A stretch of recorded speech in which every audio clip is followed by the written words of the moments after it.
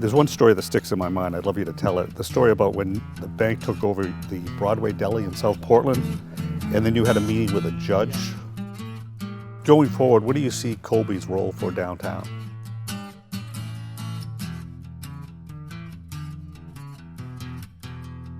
I'd like to welcome our listeners to the Boulos Beat podcast. I'm your host, Greg Boulos. The Boulos Company is Northern New England's largest commercial real estate services firm, with offices in Portland, Maine, and Manchester and Portsmouth, New Hampshire. We've been selling and leasing real estate in Maine and New Hampshire since 1975. This podcast is designed to provide insight into Maine's business movers and shakers. On today's podcast, I have the pleasure of sitting down with Paul Ureneck, Assistant Vice President of Real Estate Development and Operations at Colby College in Waterville, Maine. Paul is a longtime friend who I first met in 1985 when he joined the Boulos Company as project manager. In 2016, after approximately 30 years with the company, Paul was presented with an opportunity to work for Colby College, an opportunity he couldn't pass up. Paul is 68 years old, has 5 children, 8 grandchildren, and 1 on the way. Grandchildren range in age from 3 to 16. Well, welcome, Paul. You know, we've known each other a long time. You no longer work at the Boulos Company, but you were there for 30 years or so? 30 years, yes. Yeah. How'd you happen to get that job? Well, that's interesting. I was involved with the construction trades from probably the mid-70s until the mid-80s. And then development slowed down a little bit. And I was actually, for a very short period of time, working for the Jackson Brook Institute. Sure. I was their facilities director. And but my love was always construction and the industry, et cetera. And I got a phone call one day. I believe it was 100 Middle Street was being constructed at the time. By the Liberty Group. By the Liberty Group, correct. And the clerk of the works on that project I had known from previous projects that I had worked on for, well, now Unum, what was Union Mutual at the time. And so I got a phone call one day and he said, you know, Paul, there's this project that's going to be developed out on Running Hill Road for Unum, 120,000 square foot office building for them, and they're looking for a clerk of the works for that project. You know, would you be interested in it? And I said, absolutely. You know, that's my love was always in, you know, the construction Sure. industry and development, et cetera. So I got a phone call one day, I think it was, thinking back, way back, I believe it was Sharon Landry from the Liberty Group and Joe Kozlowski from JK? Yeah, JK from Boulos Development. And they interviewed me and they offered me the job. So I took it. So that was a 120 Running Hill Road, I think, or 125? Yeah, 120, 125, something like that. That was a 120,000 square foot built to suit. Right along the highway, 4-story brick building. Correct, right off of Running Hill Road. And there was actually that building, and then there were 2 separate other parcels that came along with it that were not developed at that time. And I think just in the past few years, another developer came in and developed some condominiums on those out parcels. 55 and over. Okay, yeah. We could make applications. So that was how you got introduced to the Boulos Company, Yeah. and did Joe hire you after that Well, job? so Brother Joe? that project lasted maybe a year and a half or so.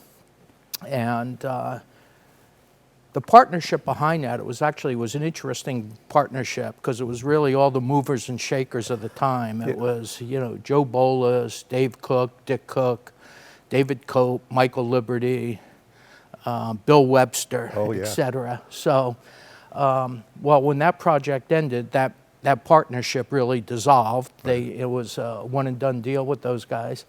And then Joe said to me, you know, you saved me a lot of money on that project. You saved the partnership a lot of money on that project. You know, you ought to do this for a living. why don't you think about going in business, doing that? And I was too nervous, to be perfectly honest with you. The economy wasn't great at the time.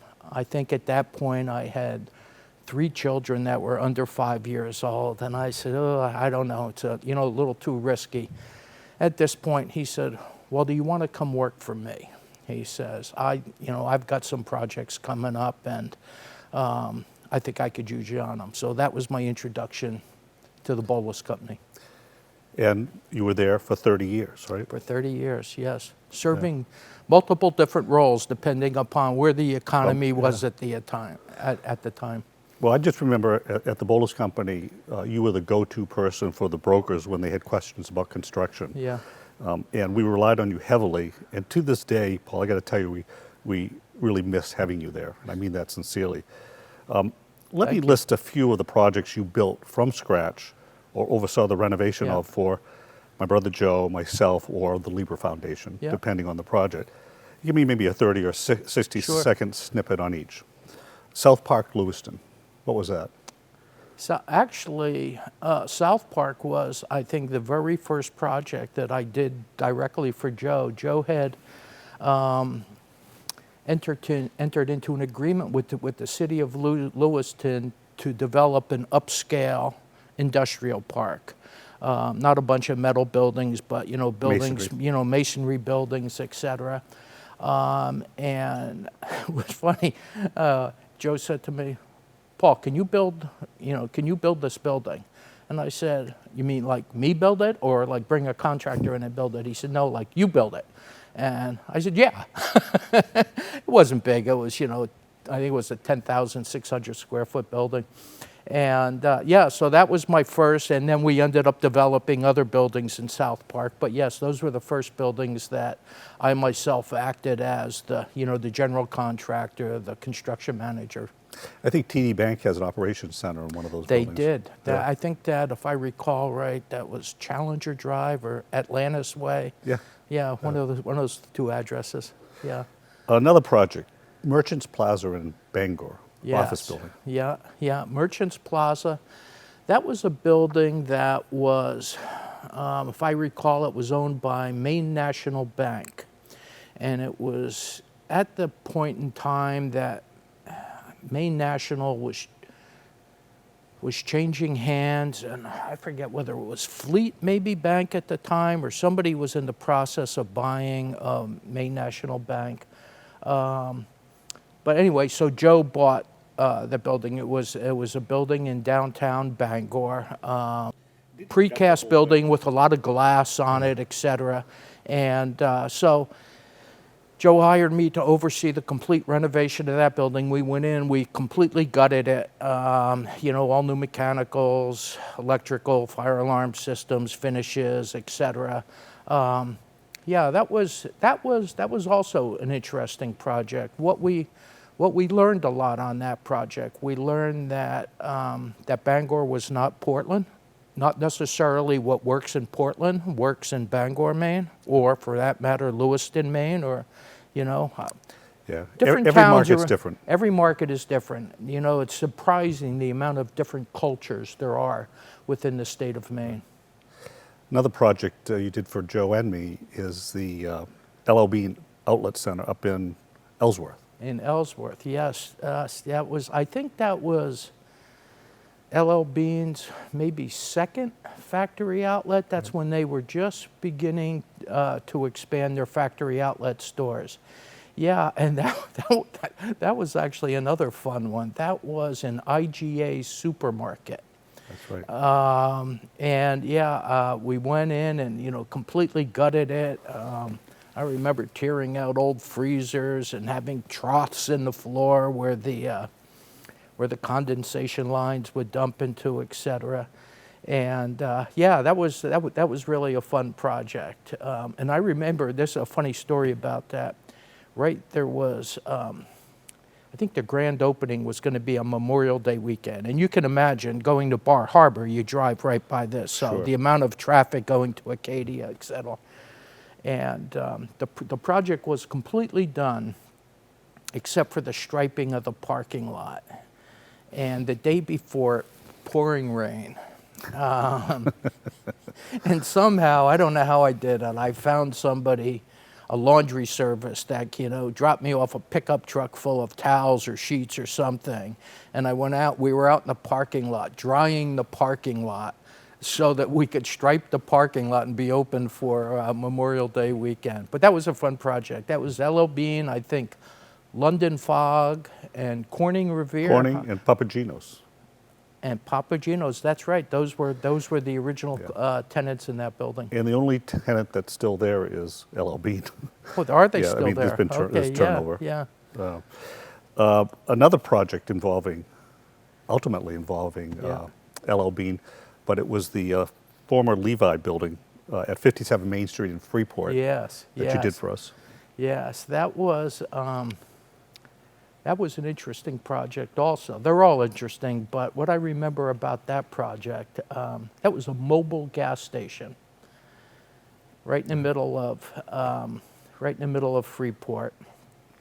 I believe you were the broker on it with Levi's. And needless to say, getting approvals in Freeport back in that era was not easy. And especially having as L.L. Bean as your neighbor. And so the design of that building went through many, many reviews, making sure that it was tweaked right, et cetera. So that the visibility to L.L. Bean. But that was a great project. That was actually, I think, also the first project that I was ever involved with where a VRAP with the DEP was involved with it. So because it had been a gas station. Yeah, because it had been a gas station, and so we had to, work with the DEP and filing a VRAP application, et cetera. But yeah, it's turned out to be, really a home run site. Well, we actually didn't own the land there. Right, it was a land lease with the Morrow family, That's right. Brunswick Coal and Lumber. They kept ownership of it. Yeah. And then Levi was in there for 10 years, left. Yeah. And then L.L. Bean approached us and bought it from us. So now when you go up there, I think it's the kayak store or whatever. You see the kayaks on the side. And makes perfect sense for L.L. Bean. They have that right in the middle of large the park campus outside now where they show movies and, they have concerts. Yep. So, yeah. And Buell Hemingway was the architect on that. He was. Good memory. Yep. Good memory. Yep. Clark's Pond Development. Now that's the project off of Gorham Road near the Main Mall, where is it? Home Depot is there. Oh, Home Depot. I believe Home Depot is there now. There is the movie theaters are out there. There was the large strip center that was built there.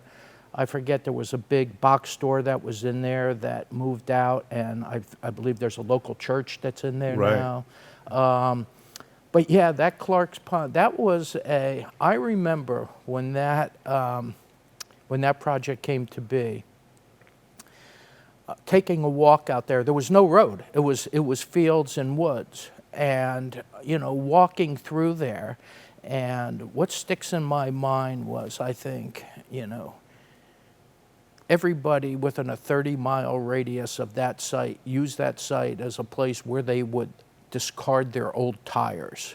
Oh, that's right. Yeah, you probably don't know that. And it was, and I was like, oh my God, Joe, you wouldn't believe there's a large tire dump out there. So of course we had to get all the, work with the environmental folks, get all the tires all cleaned up, et cetera. And then there was the planning of, the road itself, putting it through, tying, is it Gorham Road, tying that to John Roberts Road. Right. And then, of course, all of the, development that ensued after that. So you mentioned there was a bunch of tires out there. Yeah. Where do the old tires go to die? I mean, boy, I dump them in Casco Bay. Kidding.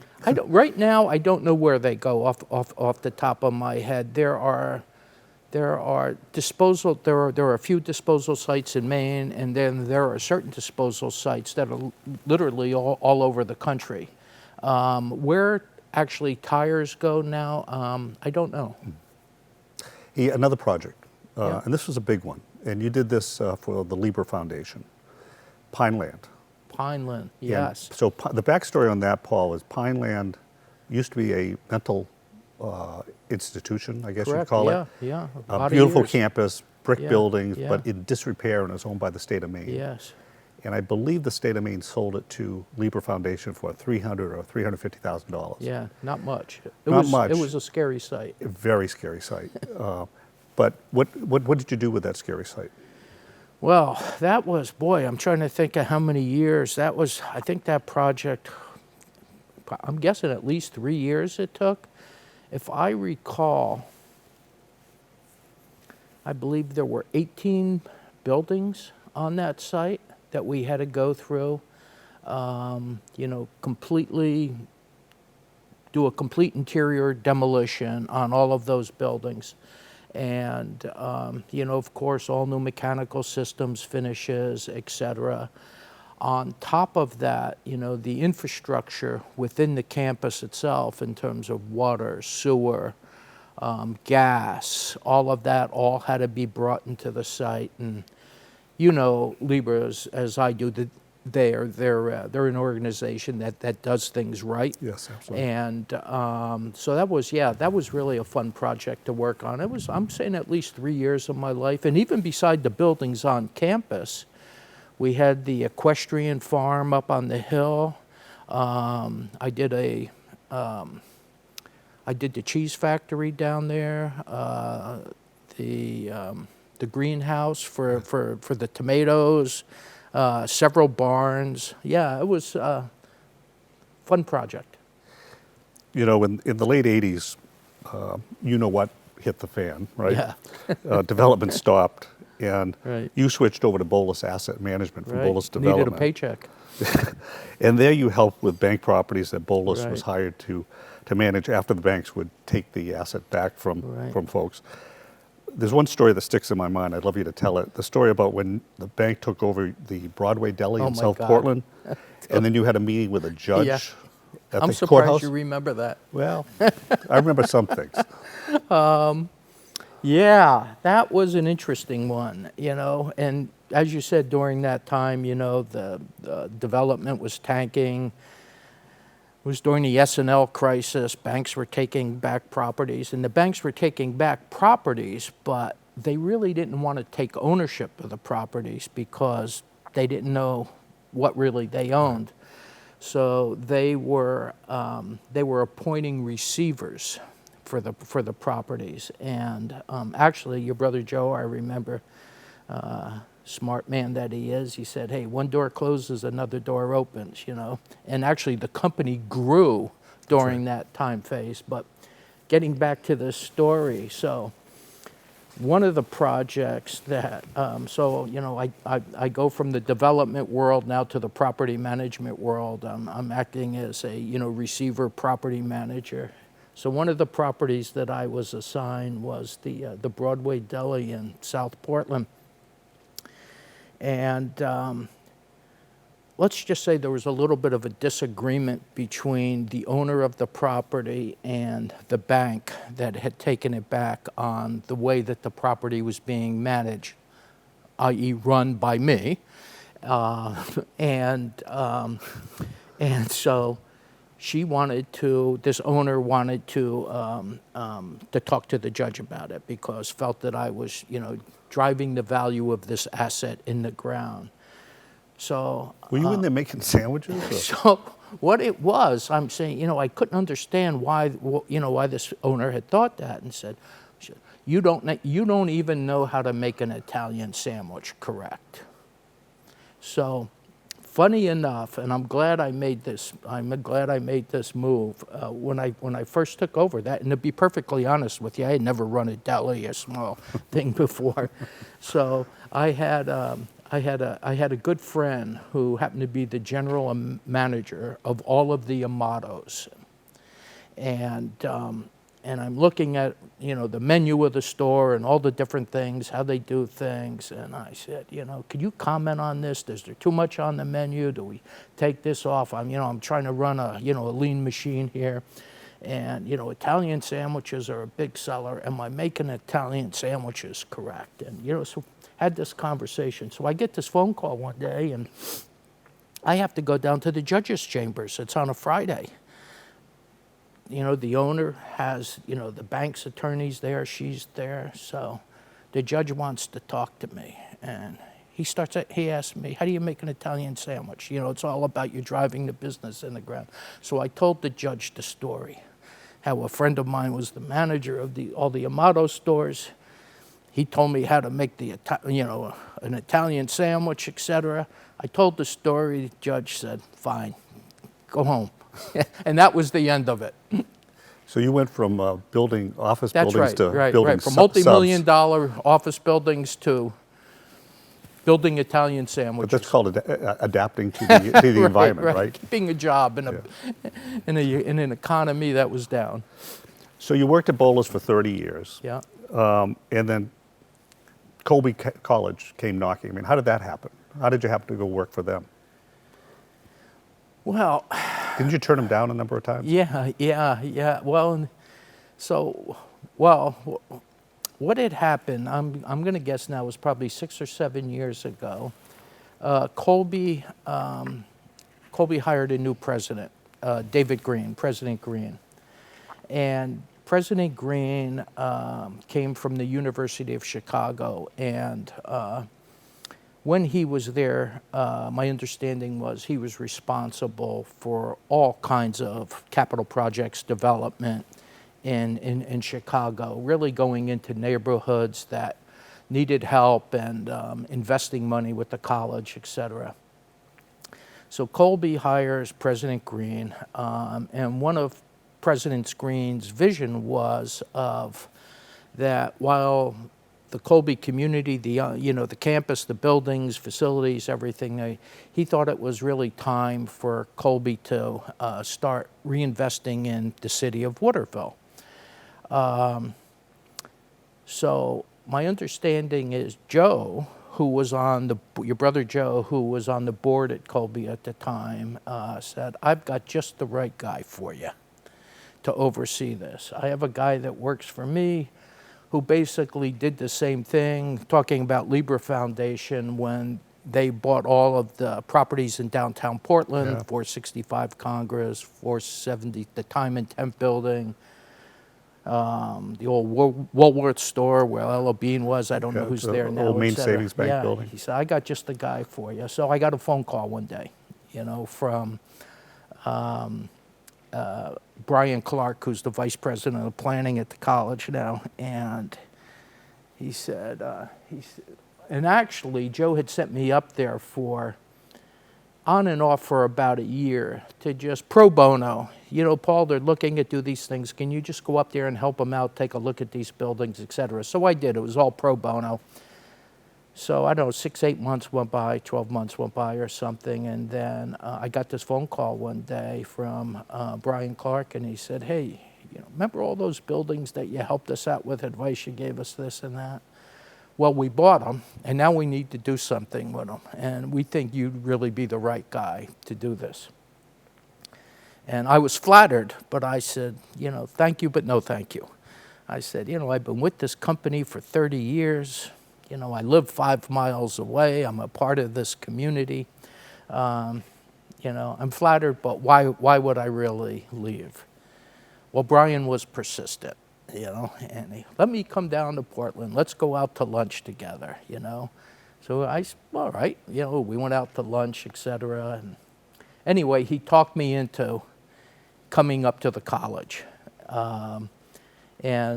So I went and I visited the college, and there was just kind of a light that went off, even though I kept saying no, no, no. Once I got on the campus and felt the energy that's on a college campus with all of the students, the young students and programs going on and this and that. I said to myself, this might be fun. I'm on the tail end of my career. Why not turn my life upside down? Why not, why not give it a shot? Shake it up. Yeah, shake it up a little bit. So I took the job. And I remember when you went there, I think I talked to you shortly after you got there, and you were saying, it's very quiet, there's not much to do. Right, yeah. And then all of a sudden, I remember you telling me that you were overwhelmed with work. Right. What happened? The floodgates opened. Well, I think what happened was, you know, when I first got there, there were a lot of things that were kind of in the early planning stages. And really, you know, approvals weren't completely in place yet. And I think what I brought to the college was a sense of how the private business world, how private development works and how you push things. Mm-hmm. And I think that was all things that President Green liked to hear, and especially somebody who had that background in Chicago. And the college was willing to give me the flexibility and the independence that really doesn't exist on campus. You know, the projects that happen on campus, they're a lot more complicated. Let's just say there are a lot of cooks in the kitchen. Yeah. I was given the flexibility on all of the off-campus projects to make decisions, to run with it. So they gave it to me, and President Green said, go for it, let's get it done. Yeah. So you don't have a committee of 1,000 you got to report to? So you are the off-campus guy. I am, yes. And then, matter of fact, an interesting story you told me is when you first started working at Colby, you didn't take an office on campus. You had an office, and I guess still do, downtown. Right. Where was that first office and why? My first office was, believe it or not, it was in City Hall. And in retrospect, and it was completely really accidental how I ended up there, but in retrospect, it was probably one of the smartest decisions I ever made.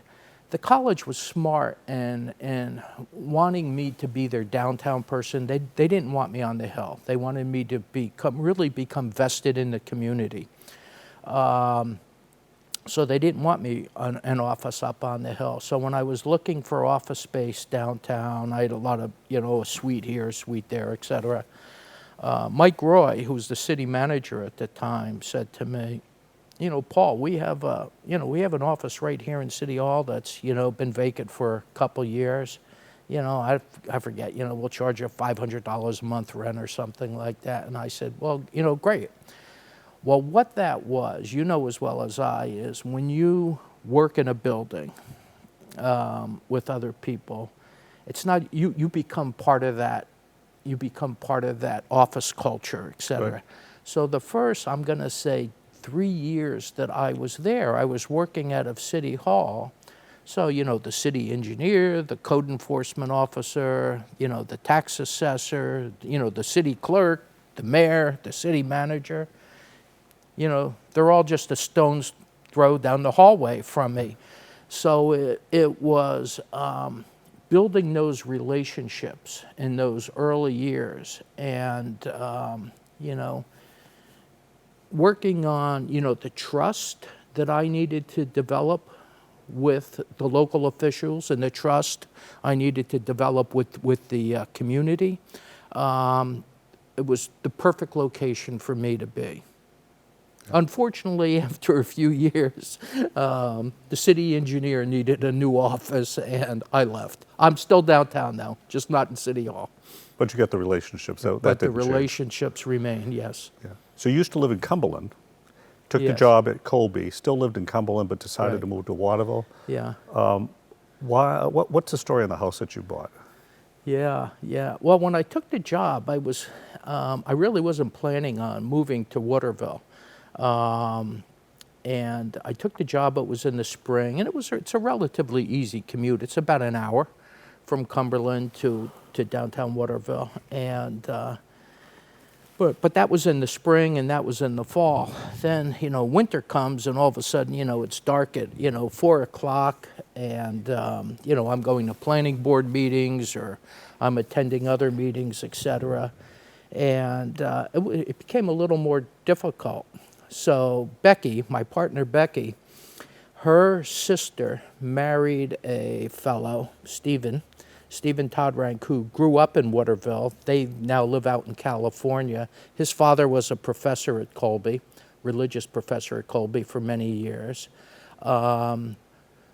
And the father had passed away. The mother had recently went into a nursing home, and I got a phone call one day saying, "Hey, look, we have this house in Waterville, and are you interested in it?"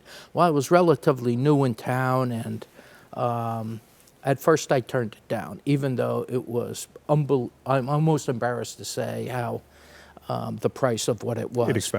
Inexpensive compared to the prices in southern Maine at the time. So I didn't take it, but a few more months went by, and I got another phone call from them, and they had decided to drop the price even further, another $30,000 or so. So I said, I'll buy it. And it was funny because that same day that I got that phone call, I happened to be at a Rotary luncheon with Don Plord, who's a local broker up there, and he was sitting next to me, and I met him that day. He happened to have the listing on the house.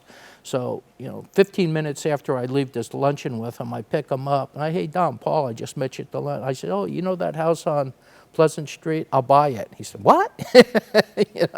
And broke his dream. Yeah, so I drove down, gave him a deposit on it, and called Becky later on that afternoon and said, hey, I just bought a house in Waterville.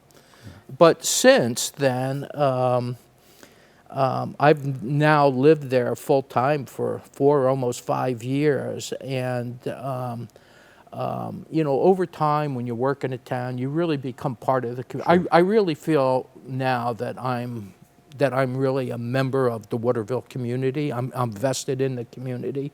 Kind of flattering to me when the Kim Linloff, who's president of the Chamber of Commerce,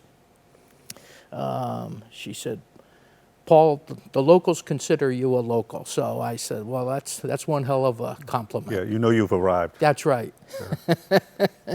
So Colby has put something like $85 million into downtown Waterville. Yeah. I mean, they've got their own campus. It's beautiful. Mm-hmm. They get a new athletic facility.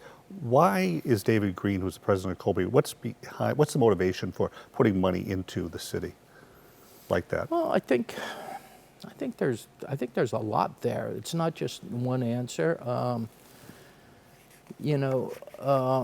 Number one,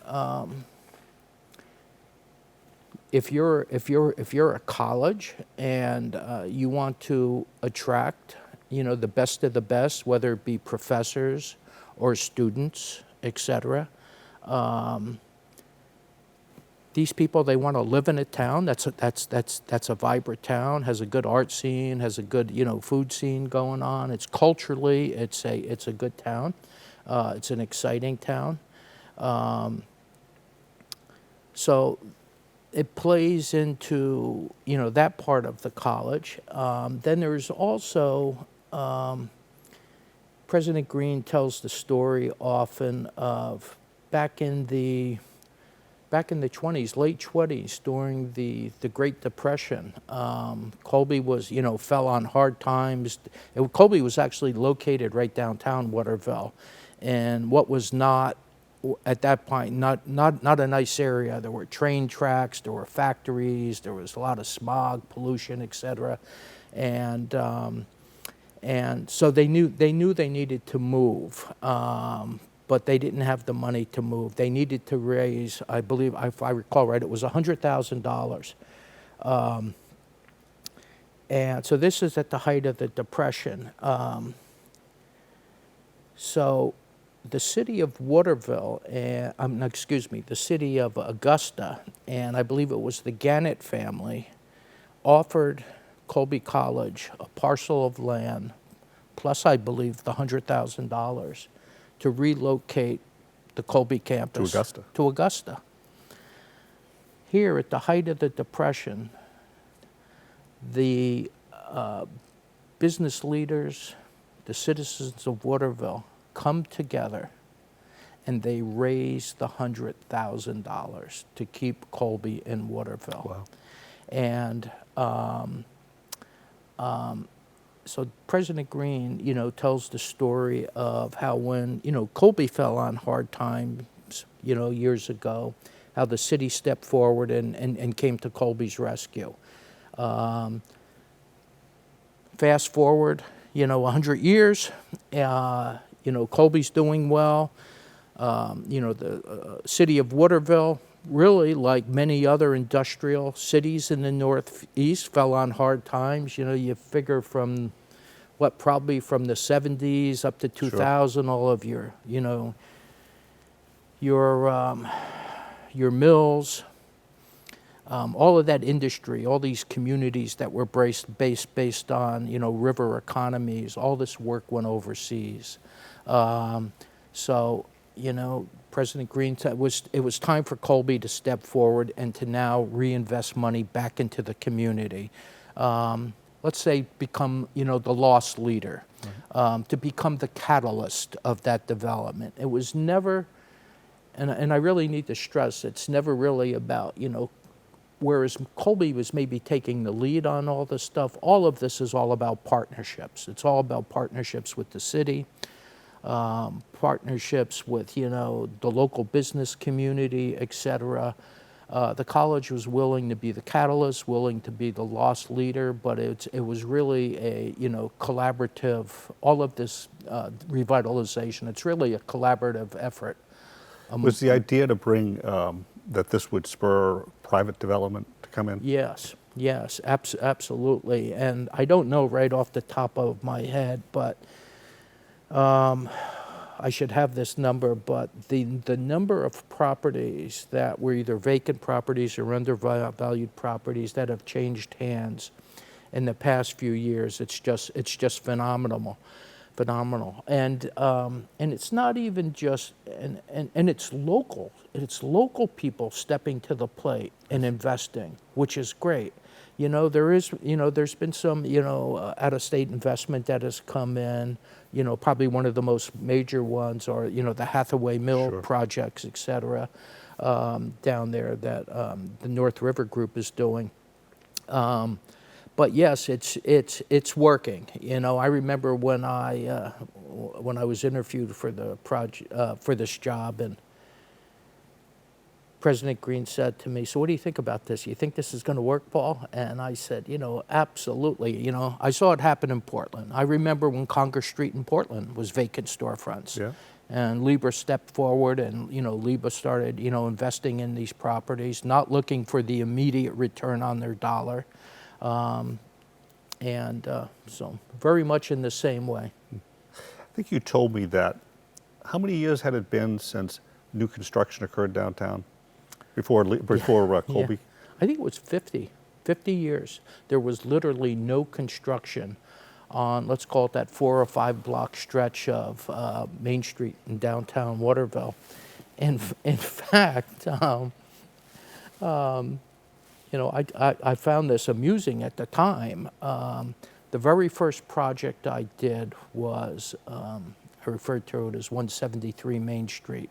It was originally the Waterville Savings Bank building that was built in 1902. Well, this building had been left vacant for maybe, I don't know, probably 15 years or so, at least 15 years at the time when I got to town. And when I started the renovation of that building, and when my contractor just put temporary lighting throughout the building it's a 4-story building on all of the floors, it was front page news in Waterville, a picture of that building with all of the lights on, of how exciting it was to see this building illuminated and having life breathed back into the city. Yeah. How gratifying is that? Yeah, just, exactly, gratifying. So I know that you're well-liked in Waterville, and by most people. By most, well, everybody I've talked to. Maybe I'm talking to the wrong people.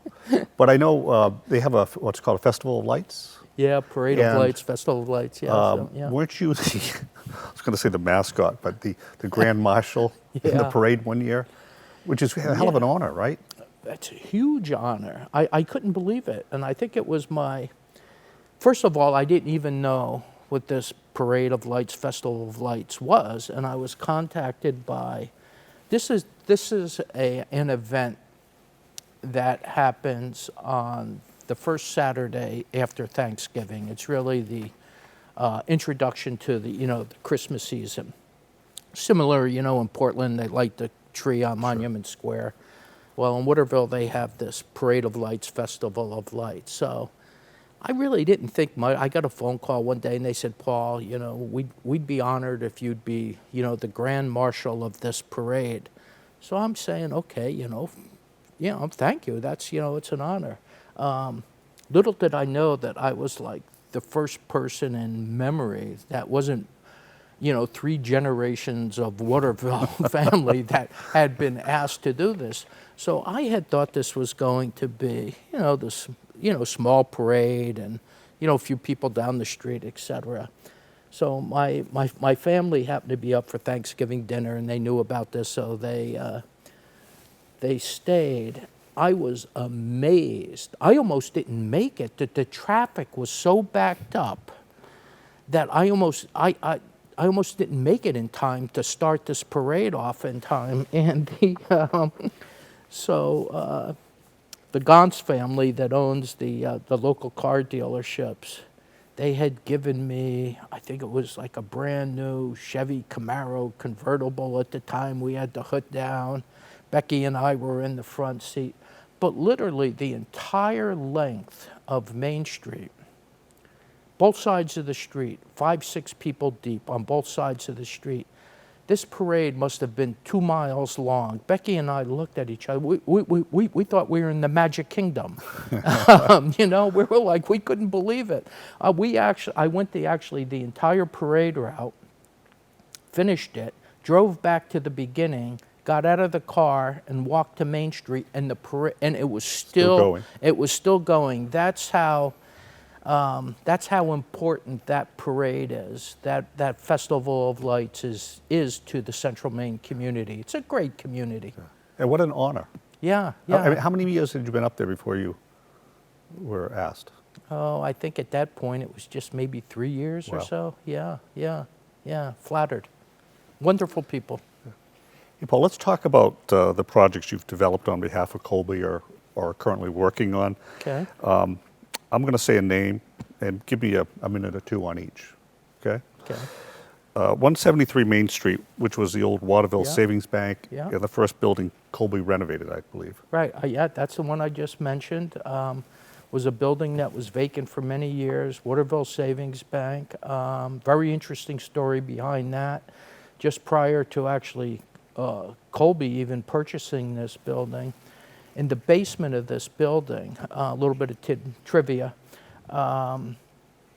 Joshua Chamberlain, War hero. Civil War hero, etc., from Maine.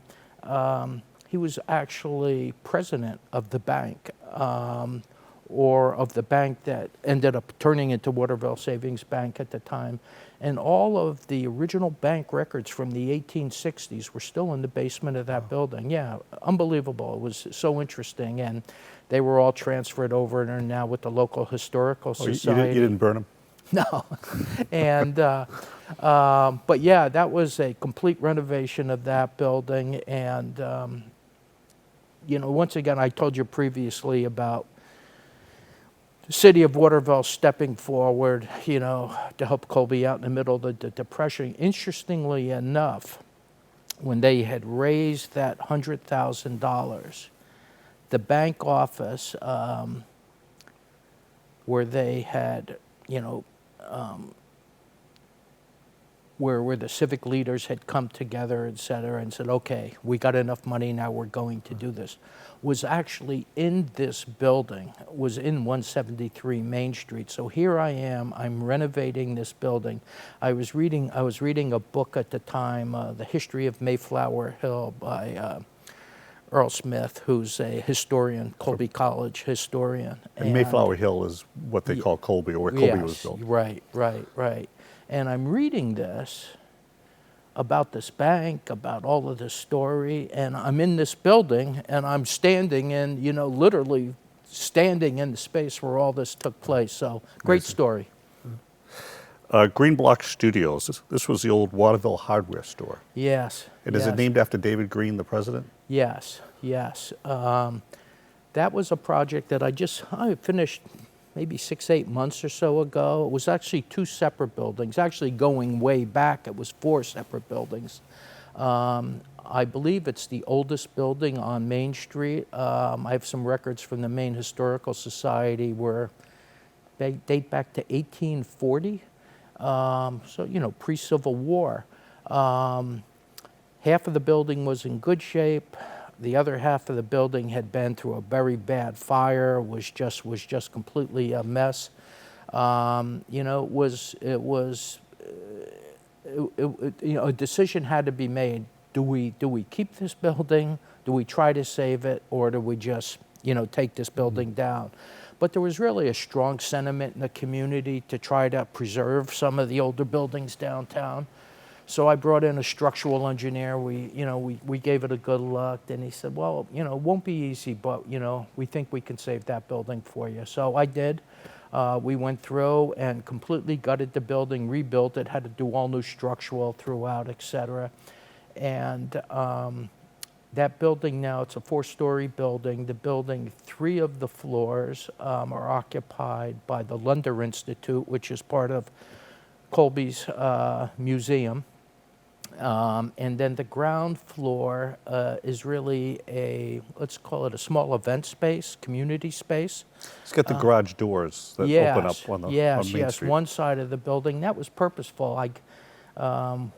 Myself and a few other people, we were driving around the state trying to get ideas what we wanted to do with this building. And I remember driving back from Monson. We were looking at all the work that Lieber had did up in the Monson area, and thought came into my mind about the Casco Bay Ferry Terminal building. Oh, yeah.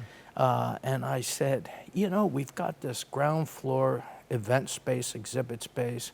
We've got this, you know, we're building this brand new hotel across the street. I said, wouldn't it be wonderful in the summertime if we could just open up these garage doors? Wouldn't it be a way to, you know, to pull, I should call them architectural overhead doors, not garage doors. Sounds better. Wouldn't it be really a great way to pull the public into this building, guests at the hotel, et cetera? So the building's up and running, and there's a lot of events going on there now. And as you said, right across the street is the Lockwood Hotel. Yes. A 53-unit, brand new construction. Yes, yes. And how long did that take, and what's the backstory on it? Well, it's kind of a long story. It's the Lockwood Hotel. It's 53 rooms, 25 doubles, 25 king, and then there are 3 suites also as part of it. There is a very nice restaurant and bar that's called Front and Main. Front and Main because the building sits on a peninsula with Main Street on one side and Front Street on the other side. The original thoughts on that or development or on that hotel was actually on half of the parcel. Right. That was there, and we hired an architect, and we were able to make it work, and came up plans and everything, and we went in front of the board or at least a committee of the board, and you know, very early on in the design, and started sharing the plans with them. And there were some very experienced development people that were on the board, and they were looking at it, and they just shook their head. Too tight. And they said, "Nah, you know, you can make it work, but it's not right. It's not right. You're trying to do too much in too small of a parcel. What's up with the building next door? Can we buy the building next door? Can we make this lot a little bit bigger so we have, give this building some breathing room?" So it was Camden National Bank had owned the building next door. It was, I think, 40,000 square foot building. They only occupied maybe 1,500 square feet of it. The rest of it was vacant. So we approached them on the purchase of the building, and we had just completed the construction of another project downtown where there was retail space and there was an end cap unit. So We did a deal with Camden where we purchased that property from them. We relocated them to the end cap on the other property, and now we had twice the size of the piece of land to work with. The original project started out as 40 rooms. With the bigger parcel, we increased it to 53 rooms, and built the building. And I should say, I was about 98% done with the building when COVID hit. And I got a phone call one day and it said, Paul, what are the chances that you can finish this project 2 or 3 months early and that we can put 100 students into the guest rooms? And I was like, what? Well, what had happened, COVID came and a lot of the study abroad programs had been canceled, and the college didn't have enough housing. We needed to find Because housing. normally those people, like in the fall, are over in Europe somewhere. Yes, yes. Yeah, not on campus. So Right, exactly. Where do you put them? So, and all of this happened so quick. So anyway, to make a long story short, we pulled it off. Finished the project a little early. Never went in and really did all of the final hotel finishes in the rooms, of course. I didn't put, nice wall covering on the walls. I painted the walls. I put an inexpensive carpet down on the floors. Yeah, but in the lobby, the artwork. Oh, yeah. Yeah. So that's on the upper floor. So I'm actually going back into the hotel this May. So the students have been there now for 2 years. So, but this May the students are leaving, and I'm going back in and gonna redo all the rooms to what they were originally intended to be. And we hope to open the hotel in middle of August. But the downstairs, as you say, it's beautiful. People are amazed when they walk into Front and Main or the restaurant, the lobby, the bar area. They think they're in Boston or New York or Portland or wherever. It's beautiful, and Colby, the museum, they have just so much art. And so we've taken a lot of that art and we've actually put it on the the ground floor of the hotel. Yeah, it's truly magnificent. Beautiful. Paul, just a couple more buildings. Yeah. I'm probably going to mispronounce this, but the Paul J. Schuff Art Schuff, Center. yes. Thank you. Yes. So that's a project that's under construction right now. Paul Schuff was a major benefactor to the college. He passed away maybe a year or so ago, something like that. So that building is actually right in the center of town, strategically placed. It abuts City Hall. That building will contain 3 movie theaters that will be on the second floor of the building. The movie theaters are a part of the a parent organization that's called Waterville Creates, that is made up of the Maine Film Center, the Waterville Opera House, Tyconic Studios. The Opera House is right next door, right? Yes, Connected. and we're actually building a connector from this building to the Opera House. There was a connector there before, but it did not provide handicapped accessibility to the upper floors of the Opera House. So we're correcting that. So so the building will have it'll have 3 movie theaters. The Colby's Museum will have a gallery of contemporary American art on the ground floor. And then Waterville Creates, through their Tyconic Studios, art studios. They will have a lot of community-based art programs, pottery studios, art classes, all of these that happen on the ground floor. There'll be a small cafe. On the second floor also, there'll be a large rehearsal space that kind of mimics the stage of the Opera House, so events can be going on there while people are still practicing on the other side. It's quite a building. Pretty amazing for Waterville, Maine. Yeah. And then lastly, Paul, the Bill and Joan Alphon Commons apartment building, which houses 200 Colby students. Right. So that was a project that when I completed 173 Main Street, that was my next project, and one of the early thoughts on the revitalization of the downtown was increasing the population of people that actually live downtown. So the construction of this building was it was part of that. It was strategic in that way also. But anyway, there are 4 floors of student apartments. These are beautiful apartments. They're either 4-bedroom or 6-bedroom apartments. Each apartment has 2 bathrooms in them, full kitchens. The ground floor of the building. The ground floor of the building has a lot of common space. There's a small gym in it.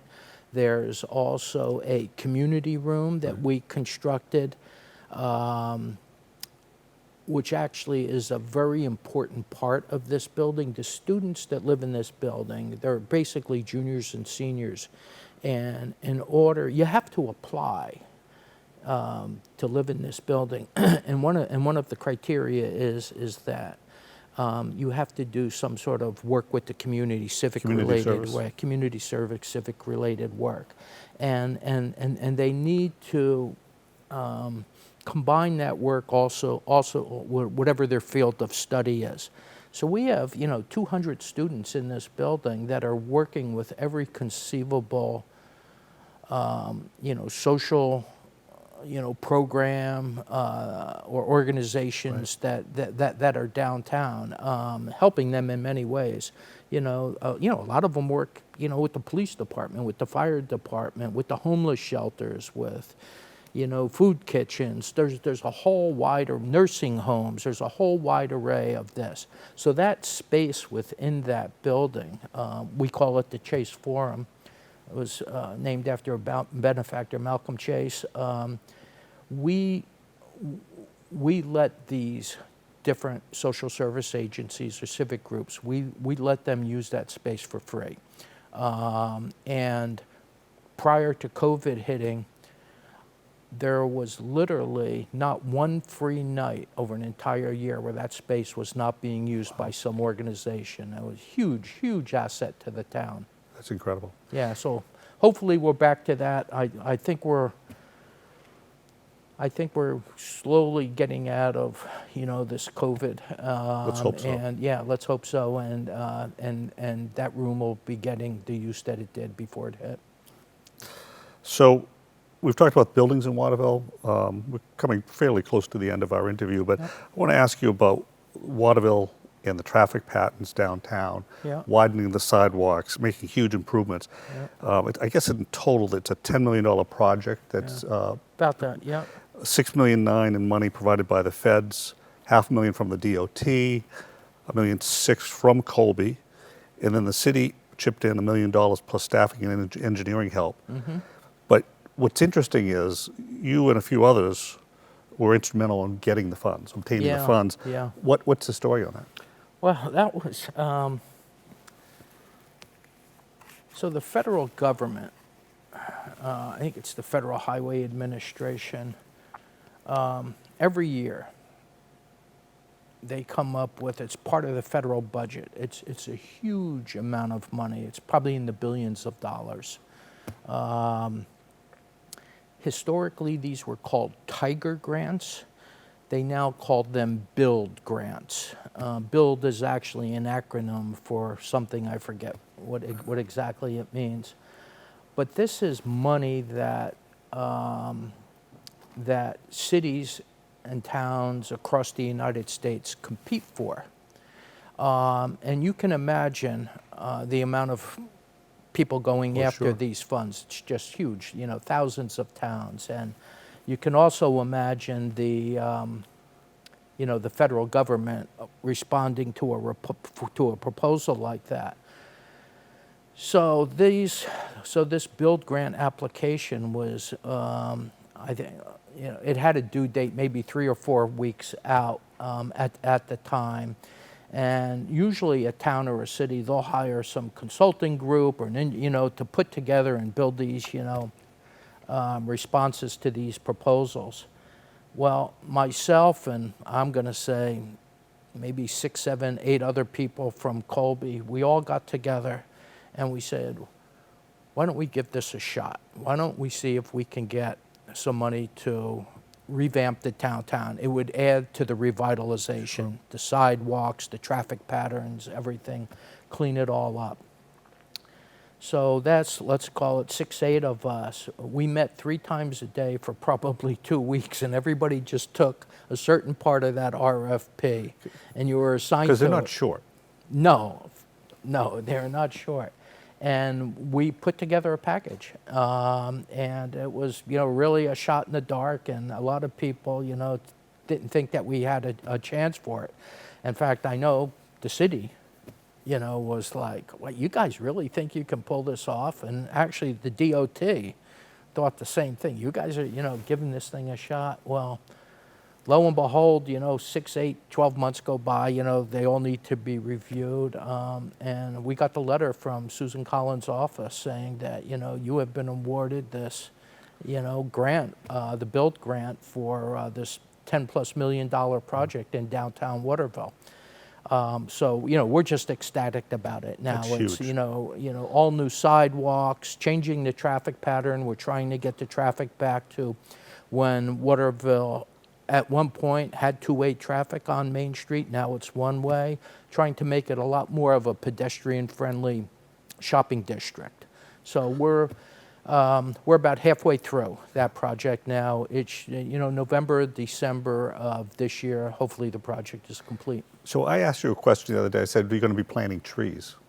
Which to me seems unnatural, Right. along the sidewalk. Right. You said no. Yeah, no. Well, actually, the original design had trees. We had trees up and down the street. We had some benches, and because this is a federal project, it also needs to get reviewed by Maine Historic Preservation. Oh. And Maine Historic Preservation said no. They said, they showed us all these historic pictures of Main Street in Waterville, and they said, you show us a picture where there's a tree on Main Street. And we couldn't, and they said, your trees are out. Interesting. Okay. Trees Can't are fight out. City Hall. So Colby's a nonprofit, and Yeah. by right, where they own all these buildings in downtown Waterville, they don't have to pay real estate taxes, but Correct. Yeah. they've elected to Yes. be taxed as if they were not a nonprofit. Correct. Yeah. And again, I'm assuming that's done for the betterment of Waterville and Exactly. Once again, it was a commitment that President Green and the college made as part of this revitalization. Any property that was on a tax roll prior, the college said that property will remain on the tax rolls. And these properties have not only remained on the tax rolls, is their assessed value is now got through the roof. many times more than what they were, prior. Right. In fact, I had a conversation not too long ago with Paul Costangwe, who is the tax assessor in Waterville, and I said, Paul, where is Colby anyway in terms of, property taxes and, in town, how much we pay? And he said, right now you're the fourth highest property. You're the fourth highest property taxpayer within the city of Waterville. And with some of your projects coming on shortly, I think you're going to be moving up the list even more. So yeah, it is a commitment that Colby has made to the city and one that we're keeping. Nice, very nice. Going forward, what do you see Colby's role for downtown? I mean, are they going to keep doing this? Are they going to pull back? Are they going to? I think in terms of construction downtown, Yeah. this is really the end of it. As you said, $85 million. The idea of all along was for us to be the catalyst for the development. I think we've done that.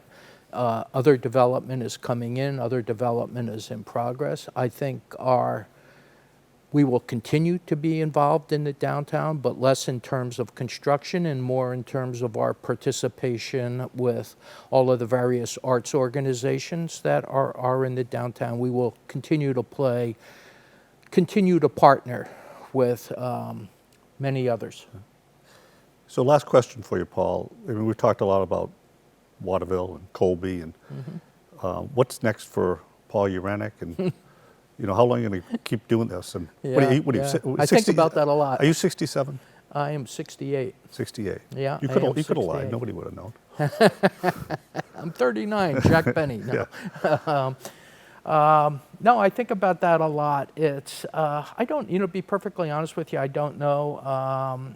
I find myself, when I'm not working after 3 or 4 days, I find myself going back into the office. And so I say to myself, every time I think about retirement, why is it that when you have time off, 3 days later, you're back in the office working? So You got that disease from Boulos. yeah, maybe. So there's just recently, Colby approached me about doing another project for them. I've agreed to do it. I can't say what it is yet. It's not downtown, but it's another project that I've agreed to oversee for them. That'll take me out another 1.5 years at least or so. At that point, I'll be, 70, 71 years old. I really have a hard time seeing myself not working at all. I'd like to, at some point, be able to get to the point in my life where I could stay active, busy, working on something, but just, not 52 weeks a year, 60 hours a week. Right. At some point, we'll see. One day at a time. Well, Paul, thank you for being on my guest on the Boulos Beat. This is very interesting. Loved reconnecting with you. And Thank you. Very Thank much you so appreciate much. it. I'm flattered that you invited me.